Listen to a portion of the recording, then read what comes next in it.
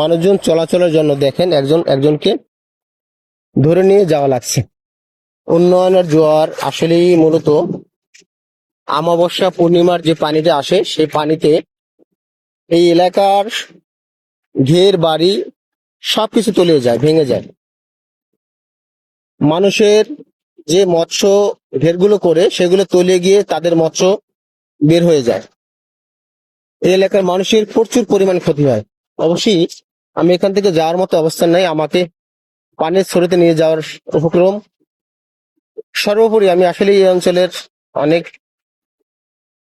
দুর্যোগগুলো অর্থাৎ যে সমস্যাগুলো তুলে ধরার চেষ্টা করি আমার সামনে যতটুকু বাজে। তো এই অঞ্চলের মূল সমস্যা হচ্ছে এই পানি থেকে রক্ষা। আসলে এই পানি থেকে রক্ষা না হওয়ার দরুন এই অঞ্চলের মানুষ অনেক কষ্টে আছে। তো আমরা চাই এই অঞ্চলের রাস্তাঘাট অবশ্যই যেন দ্রুত ভালো হয়, এলাকার মানুষের কষ্ট যেন লাঘব হয়।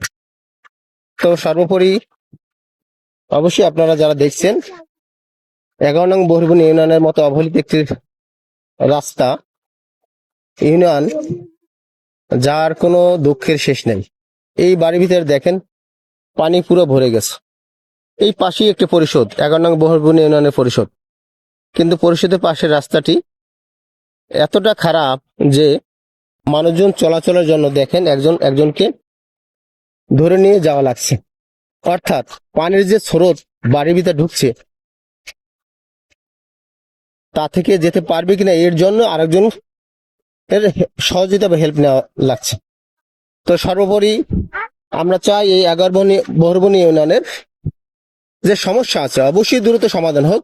এই রাস্তাঘাট মেরামত, এই রাস্তাটি উঁচু হোক, এলাকার যে বড় সমস্যা বেড়িবাঁধ, এই বেড়িবাঁধটা তৈরি হোক, মোড়গঞ্জের যে পানগঞ্জ ব্রিজ এইটি তৈরি হোক। তাহলে এই বাগেরহাট 4 আসনের যে স্বপ্ন বা যে সমস্যা অবশ্যই সমাধান হবে। তো যাই হোক, আপনারা অবশ্যই দেখতে পাচ্ছেন 11 নং বহির্ভূমি ইউনিয়নের দুর্দশা। অবশ্যই আপনারা যারা 11 নং বহির্ভূমি ইউনিয়নের লোক আছেন অবশ্যই এলাকার উন্নয়নের স্বার্থে ভিডিওটি লাইক কমেন্ট শেয়ার করে পাশে থাকবেন। পাশাপাশি যারা ঊর্ধ্বতন মহলের লোকজন আছেন অবশ্যই এই রাস্তাঘাটের দিকে একটু নজর দিবেন। 11 নং বহির্ভূমি ইউনিয়নের দুঃখ দুর্দশা আর কত দেখবে মানুষ, কত কষ্ট পাবে মানুষ, কল্পনাতীত।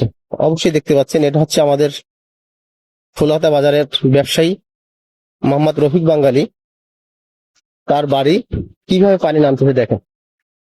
এখান থেকে যাওয়ার মতো কোনো অবস্থান নেই। দেখেন পানি বাড়ির ভিতর পুরো তুলে যাচ্ছে, বাড়ির ভিতর তলিয়ে যাচ্ছে। দেখছেন পানি আর রাস্তা এবং নদী বা খাল একেবারে একাকার। তো যাই হোক, অনেক কিছু বলার আছে। এই আলামিন ভাই, পানি আর লাগবে? আমাদের আলামিন ভাইয়ের ঘরে অলরেডি পানি উঠে গেছে। তো এরকম ভাবে গরিব মানুষের জীবন চলছে। আসলে আমাদের দেখতে পাচ্ছেন অবশ্যই আলামিন ভাইয়ের বাড়ির ঘরের উপরে পানি উঠে গেছে এই পানির জোয়ারে। কিছু বলার ভাষা নেই, প্রকাশ করার অবকাশ নেই। সর্বোপরি মহান রব্বুল আলামিন তুমি এই অঞ্চলের রক্ষা করো। আল্লাহ হাফেজ।